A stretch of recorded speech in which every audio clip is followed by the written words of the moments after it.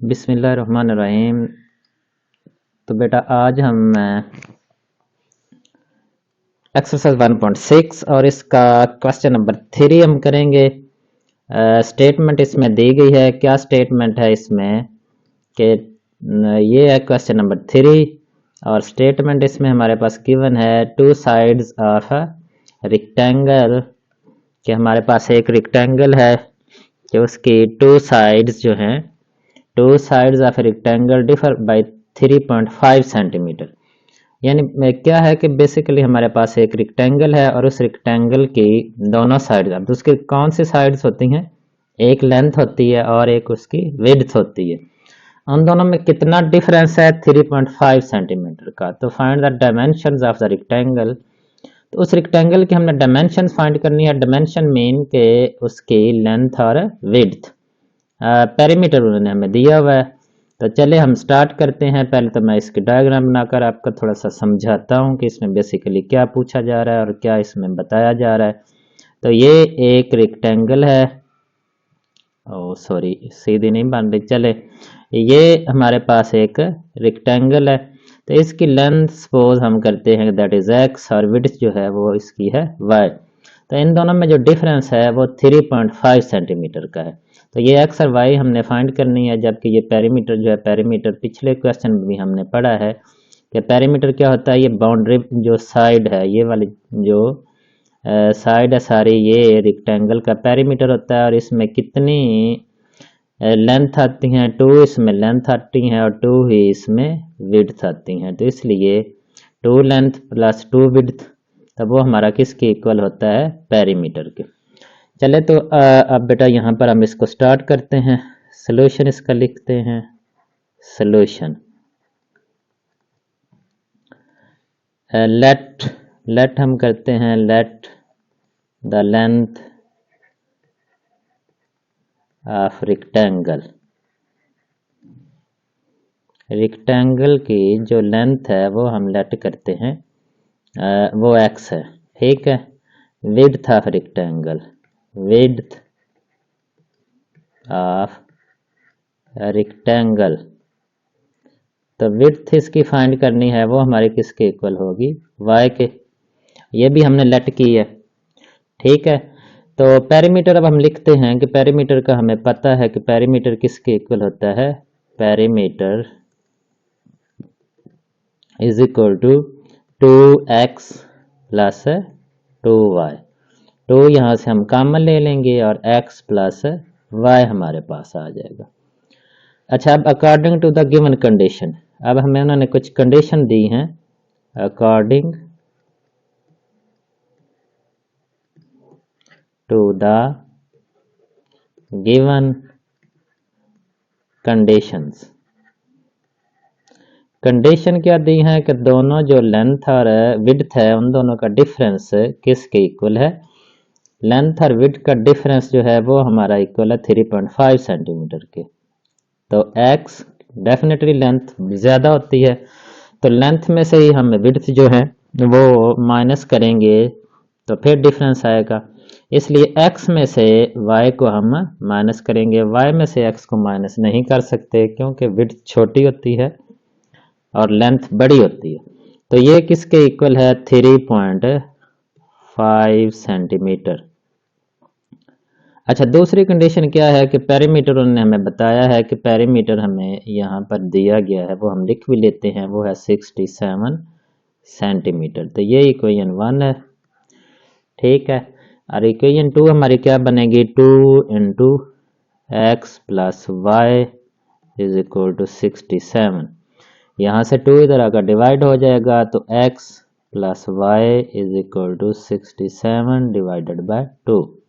तो x plus Y ये हमारा किसके इक्वल आएगा, 2 3 ज़ार 6, 2 3 ज़ार 6 और 1 33.5 के इक्वल आएगा, 33.5। अच्छा, ये इक्वेशन 2 हमारी बन जाएगी, इक्वेशन 2। इसको हम इक्वेशन 2 का नाम दे लेते हैं, ये है हमारी इक्वेशन 2। अब इक्वेशन 1 और इक्वेशन 2 को हम इकट्ठा लिखते हैं और इनको with the help of matrix inversion method और क्रैमर रूल की मदद से इनको हम सॉल्व करते हैं। तो ये हम लिखते हैं x minus y is equal to 3.5। दोनों में से जो भी आप पहले रखना चाहते हैं, 2 पहले रखना चाहते हैं, 1 रखना चाहते हैं, तो वो आप कोई भी रख सकते हैं, इससे कोई फर्क नहीं पड़ता। और x प्लस वाई ये 1 है और आगे 2 33.5। अच्छा, अब इनको हम पहले मैट्रिक्स इन्वर्जन मेथड की मदद से सॉल्व करते हैं by using the matrix inversion method. Matrix inversion method का हम इस्तेमाल करते हैं। अच्छा, तो इसमें आपको पता है कि हमें मैट्रिक इन्वर्जन मेथड में हम 3 मैट्रिसेस बनाते हैं। ए मैट्रिसेस है तो वो आएगा 1 माइनस 1 1 और 1, ये हमारा ए मैट्रिक्स है। इसके बाद एक्स मैट्रिक्स जो है वो हमारा आएगा एक्स और वाई। इसके बाद बी मैट्रिक्स है तो बी मैट्रिक्स जो है वो हमारा 3.5 और 33.5, तो ये हमारा बी मैट्रिक्स आ जाएगा। अब हमें पता है कि जब x हमने फाइंड करना है तो x बेसिकली किसके इक्वल होता है, a का मल्टीप्लिकेटिव इन्वर्स और इसे b के साथ मल्टीप्लाई करना है। तो पहले हम a का मल्टीप्लिकेटिव इन्वर्स फाइंड करते हैं, वो किसके इक्वल होता है, adjoint of a over a का determinant, adjoint of a over a का डिटर्मिनेंट इसके इक्वल होता है।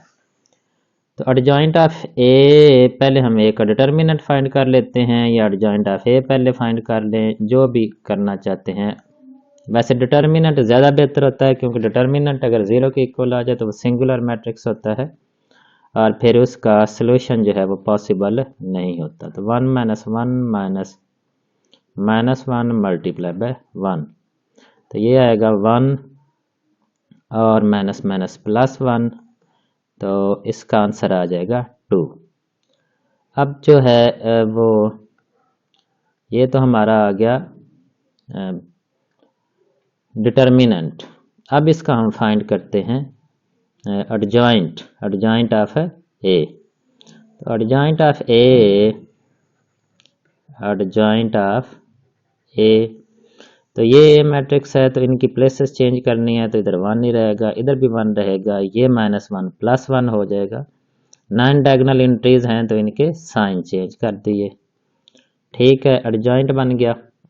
अब ए का जो मल्टीप्लिकेटिव इनवर्स है वो हमारा किसके इक्वल होगा, वो होगा एडजॉइंट ऑफ ए, वो है 1 1 माइनस 1 और 1, और इसे डिवाइड करना है हमने ए के डिटर्मिनेंट के साथ। तो डिटर्मिनेंट हमारे पास क्या है, 2। अच्छा, तो अब हम इनको मल्टीप्लाई करते हैं, यानी x हमारा किसके इक्वल है, a का multiplicative inverse multiply b। a का मल्टीप्लिकेटिव इनवर्स हमारे पास ये आया है 1 1 माइनस 1 1, और इसको डिवाइड हमने करना है 2 पे, और b के साथ मल्टीप्लाई करना है, b है 3.5 और 33.5, इसके साथ इसे हमने मल्टीप्लाई करना है। तो यहाँ से हमारा x जो है वो किसके इक्वल आ जाएगा, 1/2 हम अलग से लिख लेते हैं और इन दोनों मैट्रिसेस को हम मल्टीप्लाई करते हैं। तो 1 multiply by 3.5 plus 1 multiply by 33.5। दूसरा जो है अब -1 मल्टीप्लाई बाय 3.5 और 1 प्लस 1 मल्टीप्लाई बाय 33.5।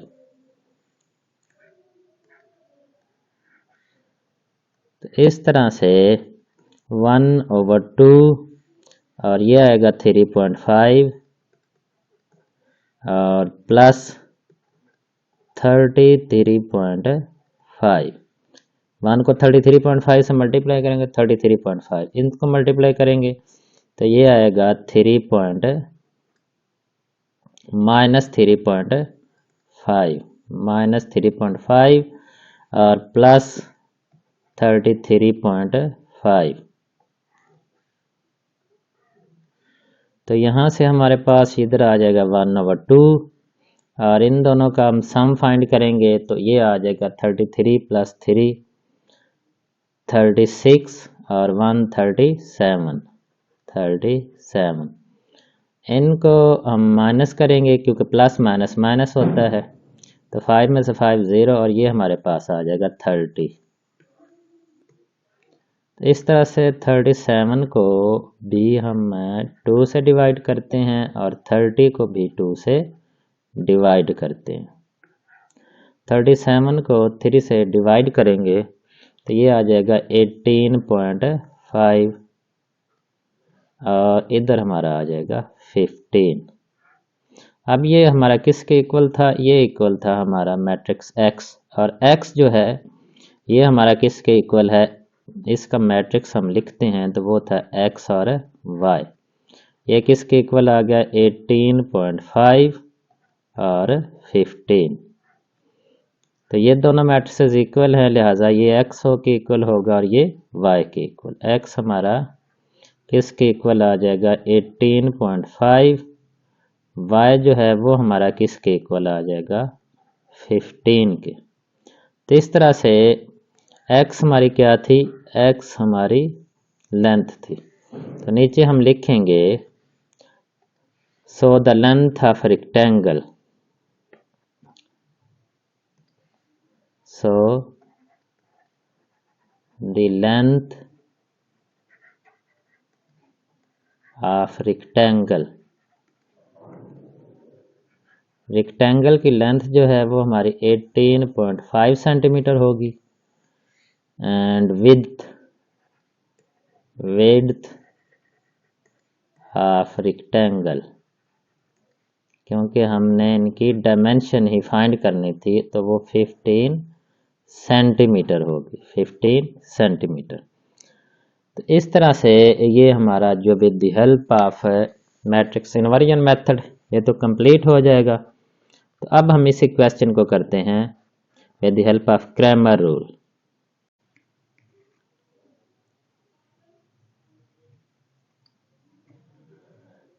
जी बेटा, तो ये अब इसी क्वेश्चन को हम करते हैं with the help of Cramer rule. ये मैंने कुछ किया तो है लेकिन वो अनफॉर्चुनेटली जो रिकॉर्डिंग है वो नहीं हो सकी। तो क्वेश्चन तो मैंने कर लिया था लेकिन बाद में मैंने देखा है वो जो मैट्रिक इन्वर्जन मेथड उसकी रिकॉर्डिंग हो गई थी लेकिन इसकी नहीं हो सकी। तो मैं यहाँ से ही आपको समझा देता हूँ। ये x माइनस वाई किसके इक्वल है? ये हमने इक्वेशन ऊपर बनाई है तो चूँकि पहले बना ली हैं इसलिए मेरा ख्याल दोबारा आप समझाने की ज़रूरत नहीं।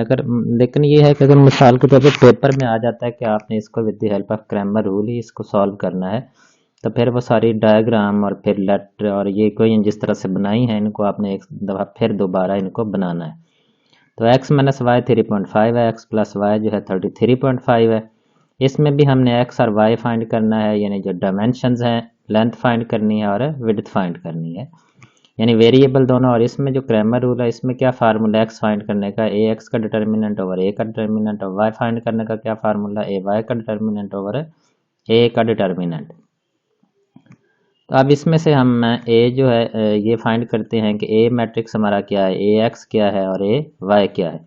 ये तीनों मैट्रिक्स हमने फाइंड कर लिए। तो ये हम बार बार जो हम कर रहे हैं मेरा ख्याल है आपको समझ आ जानी चाहिए कि जो ए मैट्रिक्स है वो हम इनके जो हमारे वेरिएबल हैं इनके कोफिशिएंट की मदद से बनाते हैं, और जो हमारा ए एक्स है वो हम जो ए का ये जो कॉलम है इसकी जगह पर हम बी को पुट करते हैं। ये जो बी वाला ये कांस्टेंट एलिमेंट है इस कॉलम को हम पुट कर लेते हैं और दूसरा कॉलम हमारा उसी तरह से रहता है। ए वाई जो है वो भी इसी तरह से, हम जो पहला कॉलम है ए का वो उसी तरह से रहता है, और दूसरे कॉलम की जगह पर ये जो -1 और 1 है इसकी जगह पर ये जो कांस्टेंट है हमारे ये आ जाएंगे 3.5 और 33.5।